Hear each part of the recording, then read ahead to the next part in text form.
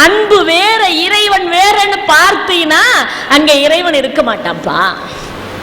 அன்புதான் கடவுள். அவன் அன்பு எப்படிப்பட்டது? கடல் போன்றது. அவன் அன்பு எப்படிப்பட்டது? கடல் போன்றது. கடல் போன்ற அன்பு இருக்கே, அது நிறைந்து வழிந்து பொங்கி ஓடுகிறது. அது நீக்கமர நிறைந்திருப்பது. பொங்கு பல சமயம் எனும் நதிகள் எல்லாம், சமயங்கள் எல்லாம் வந்து சேர்கிற பெரும் கடவுள். எங்கும் நீக்கமர நிறைந்திருக்கிறவன் அவன். அவனுக்கு ஒரு எல்லை இருக்கிறதா? அவன் அன்பிற்கு ஒரு எல்லை இருக்கிறதா? இல்லையே. ஒரு முறை கண்ண பரமாத்மா தேர்ல வருகிறார். முதல் வீடு துரியோதனன் வீடு. துரியோதனன் 64 வகையான உணவு காய்கறிகளை தான் தினமும் சாப்பிடுவான். 64 வகையான காய்கறிகளோடு சமைக்கப்பட்ட பொரியல்கள் 64 வகை இருக்குமா. தன் எச்சில் தான் தீண்டாதவன், அவ்வளோ பரிசுத்தமானவன், அவ்வளோ தூய்மையானவன். உணவிலே அவ்வளோ தூய்மையானவன். உணவிலே இந்திரபஸ்த நகரத்தை தருமன் அமைத்த பிறகு கணக்கெழுதுற பணத்தை வரவு செலவு வைக்கிற வேலை யார்கிட்ட கொடுத்தான் தெரியுங்களா? துரியோதனன் கிட்ட கொடுத்தான்.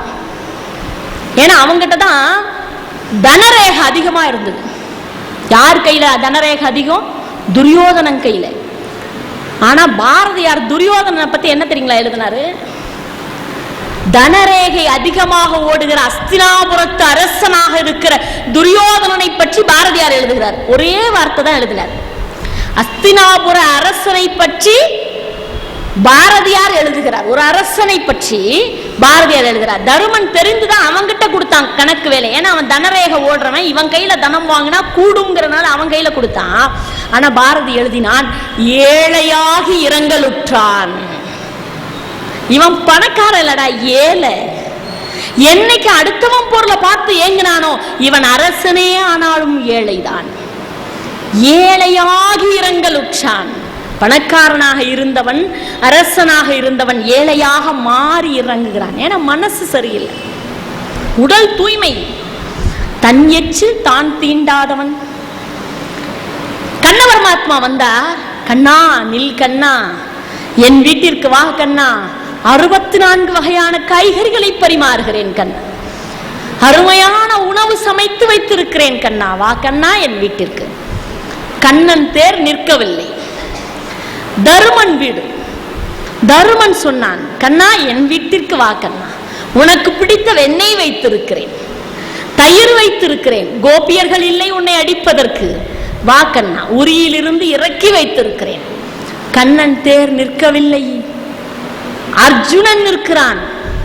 என் குருநாதரே கண்ணா வா கண்ணா என் வீட்டிற்கு, உன் காலடித்தடம் என் வீட்டில் படாதா என்று ஏங்குகிறேன் கண்ணா, எனக்கு தேரோட்டியாக இருந்தாயே, வா கண்ணா.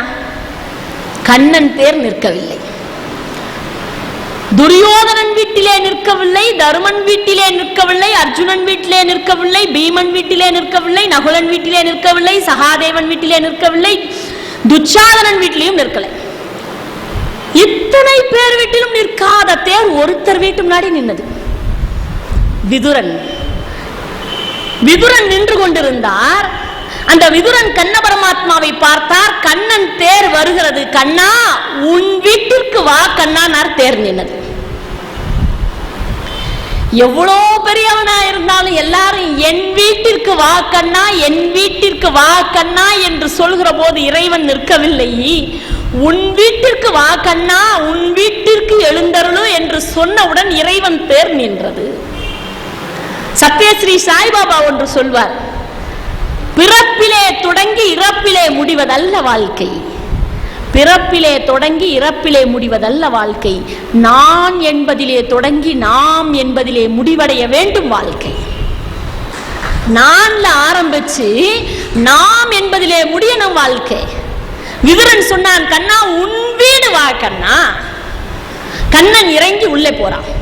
64 வகை காய்கறியை தூக்கி எறிந்தவன். வடை பாயாசத்தோட சாப்பாடு போடுவான் அர்ஜுனன். அவன் வீடு வேணான்னா. அவனுக்கு பிடிச்ச வெண்ணையும் பாலும் தயிரும் கிடைச்சது ஒரு வீட்டுல, வேண்டான்னா. இப்ப விதுரன் வீட்டுல என்ன இருக்கு? ஏழை இல்லையா, தாதி வீட்டு மகன். அவன் வீட்டில் ஒரு வாழைத்தார் இருந்தது, வேற ஒண்ணுமே இல்லை. ஏழைக்கு கொடுப்பதற்கு ஏதுமில்லை கண்ணா, இதுதானடா இருக்கிறது என்று வாழைப்பழத்தை பிரித்து கொடுத்தான். கண்ணன் வாங்கி உண்டான். இந்த விதுரன் கண்ணா கோவிந்தா கிருஷ்ணா முகுந்தா என்று அவனை பாடி பாடி பாடி பாடி பரவிக்கொண்டே வாழைப்பழத்தை உரித்து உரித்து உரித்து கொடுக்க கொடுக்க இறைவன் வாங்கி உண்டு கொண்டே இருந்தான். தார் தீர்ந்து விட்டது. தீர்ந்த பிறகுதான் விதுரன் நோக்குகிறான். பழம் முழுக்க கீழே கிடக்கிற தோலை காணல.